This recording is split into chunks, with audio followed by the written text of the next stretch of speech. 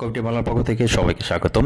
শিক্ষার্থী, আশা করি তোমরা প্রত্যেকেই ভালো আছো, সুস্থ আছো এবং কবিটি বাংলার সাথেই আছো। শিক্ষার্থীবৃন্দ, এখন আমি যে বিষয়টা আলোচনা করতে যাচ্ছি, আমরা যারা 2025 সালে এসএসসি পরীক্ষা অংশগ্রহণ করতে যাচ্ছি, আমাদের পরীক্ষা শুরু হবে 10 এপ্রিল থেকে।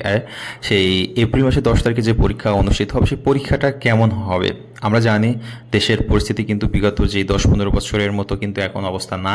আমরা এটাও জানি যে এবছর আমরা নতুন একটি অন্যভাবে পরীক্ষা হওয়ার সম্ভাবনা রয়েছে, এটাও গুঞ্জন শুনছি। তো আমরা জানি যে এখন নতুন সরকারের আওতায় যেখানে কোনো দুর্নীতি চলবে না, এমন একটি প্রভাব আমরা দেখেছিলাম প্রথম দিক থেকে। তো সেই ক্ষেত্রে পরীক্ষার হলগুলো কেমন হবে, পরীক্ষার সিট প্ল্যান কেমন হবে, পরীক্ষার পরিবেশটা কেমন হবে, সেটা কিন্তু আমাদের একটু জেনে নেওয়া উচিত, তাই না? তো আমরা যারা কারিগরি শিক্ষা বোর্ডের অধীনে আছি, আমরা তো জানি মোটামুটি আমাদের পরীক্ষা পদ্ধতিটাই হচ্ছে সহজ।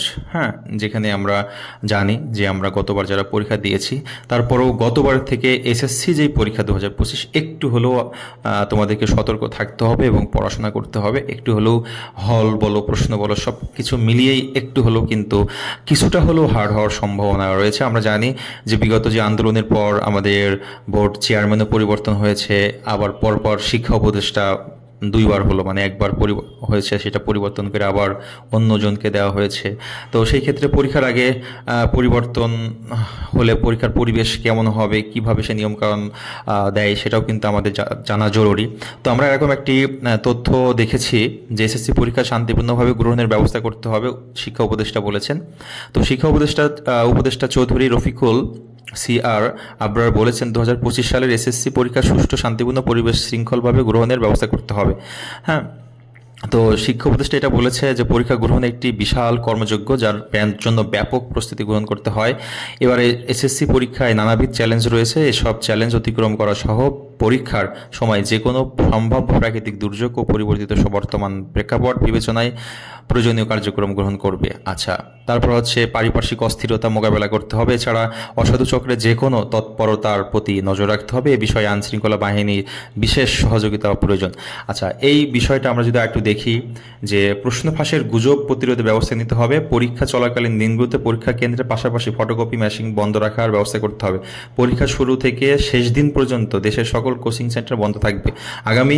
আগাম বন্যা প্রবণ এলাকায় পরীক্ষা গ্রহণে ব্যাঘাত সৃষ্টি হলে তাৎক্ষণিক ব্যবস্থা গ্রহণের বিষয়ে সংশ্লিষ্ট বোর্ডগুলো সতর্ক থাকতে হবে। এই সব বিষয় আর কি রয়েছে।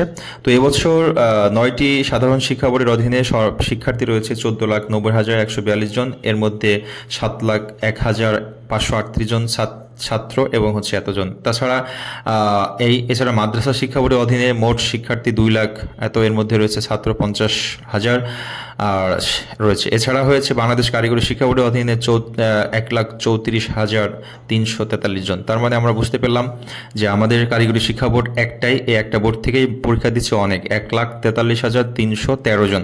এর মধ্যে ছেলে আছে 1,04,385 জন আর মেয়ে আছে মাত্র 34,928 জন শিক্ষার্থী।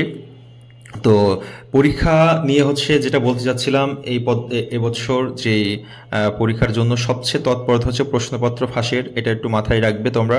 পরীক্ষা চলাকালীন সময় বা আগে কোনো প্রকার প্রশ্ন চলাকালীন, প্রশ্ন আউট, প্রশ্ন ফাঁস, এই রিলেটেড কোনো তথ্য তোমার মোবাইলে দেখবাও না, এটা দেখার চেষ্টা করবে না। সেখানে মেসেজিং বা প্রশ্ন পাওয়ার জন্য একটু তৎপর এটা হইতে যায় না। এটা হলে কিন্তু আইসিটির যে আছে, তৎপরতা আছে বা ব্যবস্থা আছে, সেখানে কিন্তু তুমি সেই জায়গায় ধরা খেয়ে যেতে পারো। সেই ক্ষেত্রে কিন্তু সতর্কতা অবলম্বন তোমাকে করতে হচ্ছে। শিক্ষার্থীবৃন্দ, তো তোমরা যারা 2025 সালে এসএসসি ভোকেশনাল, দাখিল ভোকেশনাল এছাড়া অন্যান্য শিক্ষা বোর্ড থেকে পরীক্ষা দিবা, অংশগ্রহণ করবা, তোমাদের জন্য শুভকামনা থাকলো। সবার জন্য দোয়া রইল যেন পরীক্ষা তোমাদের মন মতো হয়, আশানুরূপ হয়, কোনো বিশৃঙ্খলা সৃষ্টি না হয়, পরবর্তী স্টেজে তোমরা যেন খুব সহজে যেতে পারো। সবাই ভালো থাকবে, সুস্থ থাকবে, কবিটি বাংলার সাথে থাকবে। যারা মাত্র জয়েন করেছো অবশ্যই চ্যানেলটিকে সাবস্ক্রাইব করে বেল আইকনটা অন করবে। ভালো লেগে থাকলে একটি লাইক করবে, বন্ধুদের মাঝে বেশি বেশি শেয়ার করে দিবে। আল্লাহ হাফেজ।